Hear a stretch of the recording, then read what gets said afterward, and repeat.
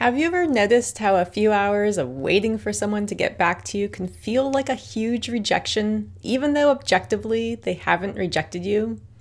Like your body's reacting with tension or a sinking feeling or buzzing anxiety, even though they haven't said a word. For example, you've texted the person that you're dating that you'd like to meet up again, and you don't hear back for a few days.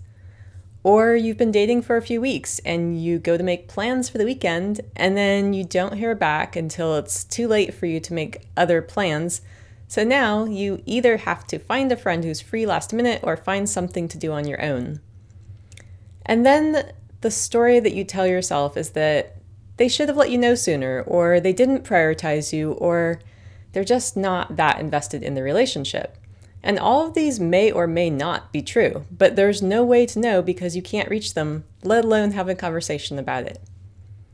For people with anxious attachment, these little gaps in communication can bring up a lot of emotion, second-guessing, and self-blame.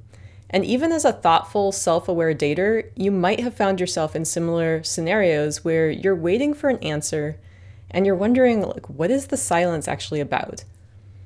So if you found yourself in the situation of waiting for a reply that's taking longer than you'd like, I've got your back. That's the topic of this video, and we're going to explore why it might have felt nerve-wracking to wait even when you're normally patient, and why not getting a reply feels uncomfortable, and how to manage this in a way that feels calm and grounded. Because dating doesn't need to be stressful. It can be fun. Hi, I'm Kaylee Larkin, and I help people to break free from anxious attachment patterns and attract the secure and fulfilling relationships that they desire. For someone with an anxious attachment adaptation, silence doesn't feel neutral. When there's a pause in communication, especially with someone they care about, it might create a kind of inner tension. The lack of reply can feel like disconnection or abandonment because their nervous system has learned to associate the silence with disconnection. And this can happen when we have experienced a lot of disconnection or abandonment in the past following silence. Nobody's making this up. Realistically, people do sometimes go quiet when something's wrong. So it's not like anyone is making this up, it's just that with anxious attachment style, the silence feels amplified. So you might have noticed that sometimes when you're talking with people, they don't leave a lot of pauses. It's like they're afraid that if they stop talking, the other person will go away. That can happen because the nervous system remembers that people did go away at one time. You might already know that anxious attachment style originally forms when connection is unpredictable. Imagine a kid who's saying, "Mom, Mom, Mom," until she replies. We like to know that someone is there on the other end of our call. It reminds me of these really sweet ravens that I once heard in the desert.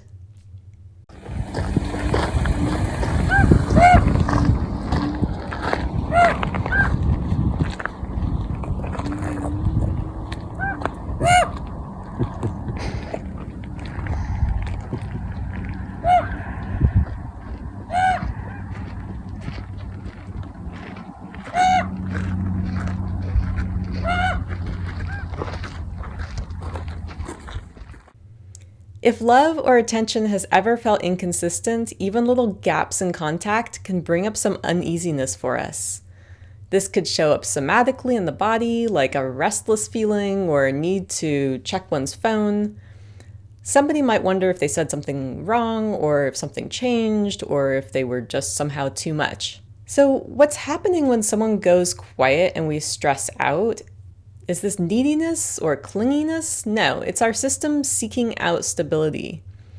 Silence feels like a question that didn't get answered. Are we okay? Is the connection there? And then we're waiting for a sign of reassurance. Secure relating is answering the call. Secure relating is, yes, I'm here. Or if something came up, a quick explanation. Sorry for the slow reply, my phone died. When we answer, it soothes the question, are we okay? And it keeps an anxious attachment system calmer.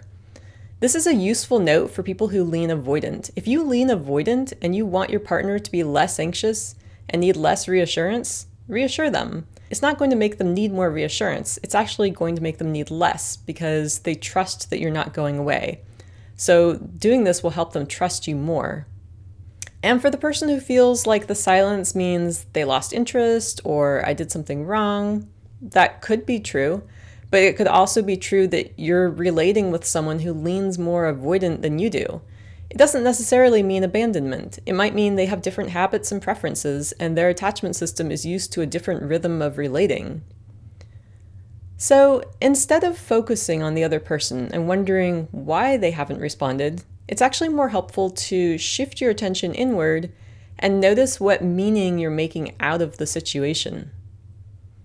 In anxious attachment style, that delayed response can feel like rejection or abandonment, or like there's something wrong with us. The brain can start filling in the blanks, making up a story since we're not getting any information.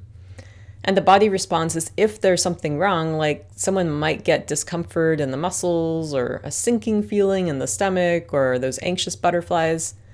This is an old protective pattern that's coming up. At some time, disconnection, it could have meant danger, like an infant who needed milk to survive. That elevated stress is the old pattern that says, quick, restore connection, make it feel safe again. But that may not be the answer this time.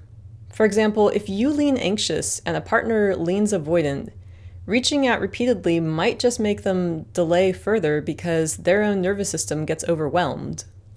And if you're thinking, but Kaylee, a minute ago you said to respond promptly, then yes, I mean for the person whose turn it is to respond. If you've already asked once and then asked again, now you're in waiting mode. The ball's in their court, it's their move, and instead of stressing out, you can think of this as an opportunity to support your attachment system. So how do you support yourself in those moments when you don't hear back and you're wondering, okay, what's going on? So rather than continue to analyze the other person's behavior, I like to connect with self because I work somatically. When I work with clients, I might start with body awareness, do a check-in. Okay, what's the sensation that somebody notices in their body when they're in that space of just waiting? What is the story that I'm making out of this situation? I did something wrong, or they didn't prioritize the relationship, or they're not interested. What do I notice? And then we might also connect with what it feels like when I do feel consistent and reliable, safe connection. Maybe in other relationships where I do get a response relatively quickly, where it's easy to schedule. How does my nervous system respond to that? What does my breath do? What do my shoulders do? Connecting to grounded and centered energy is helpful for a lot of people. Self-soothing tools that might be as simple as breathing calmly with a longer exhale that activates the parasympathetic. I have a range of self-soothing tools I like to teach clients when they're in this space, and a process that I like to go through. So calming breath and self-awareness is a good place to begin. Assessing our needs is a good place to get to. Ideally, how much connection do we want throughout any given week with someone that we're dating? Does the other person want something similar, or do they need a lot less or a lot more than we do? We might be able to offer ourselves some reassurance. Your worth is not defined by how long it takes someone to answer your text message. You are worthy of connection that is fulfilling and delightful. It's also helpful to notice what is prompting us to reach out. Like, am I reaching out for information or to connect? Or am I reaching out to feel better? Is there work that you can do to help yourself to feel better even before you hear back from them? In secure relationships, people are consistent with their communication.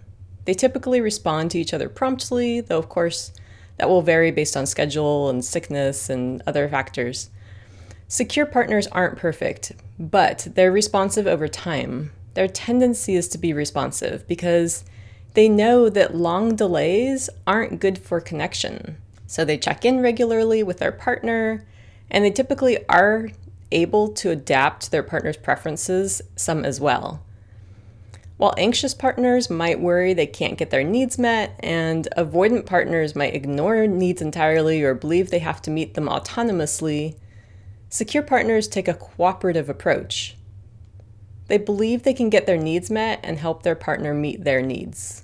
Because secure partners come from a place of interdependence, they believe they are capable and they believe that you are capable.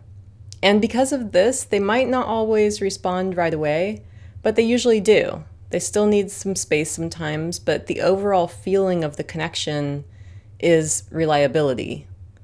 And they do tend to follow through, even if there's a delay. They come back. And when connection is slower, it doesn't carry the same confusion because there's already a strong foundation of mutual trust and respect.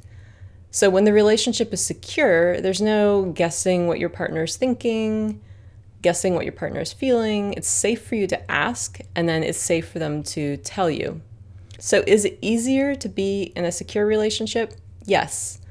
But no relationship can remove all attachment discomfort. It helps to have the tools to navigate those moments without needing immediate response or relying on someone else to soothe our own attachment system. Co-regulation is great, and I have a video on it I'll include at the end of this one. But also powerful is the ability to soothe ourselves. So when we have that, these little blips in connection, they don't rock us the same way because we're grounded. We're comfortable. If you'd like more help dating in a secure way with clarity about what you want and what you're looking for, my Secure Love Toolkit can help. In it, you'll find helpful resources for maintaining calm during moments of disconnection, and it also helps work with the subconscious to remove blocks to finding a secure relationship. Thank you so much for watching. I hope you enjoyed this one, and feel free to leave a comment or share because it helps the work reach more people. This is Kaylee Larkin, wishing you a beautiful relational journey.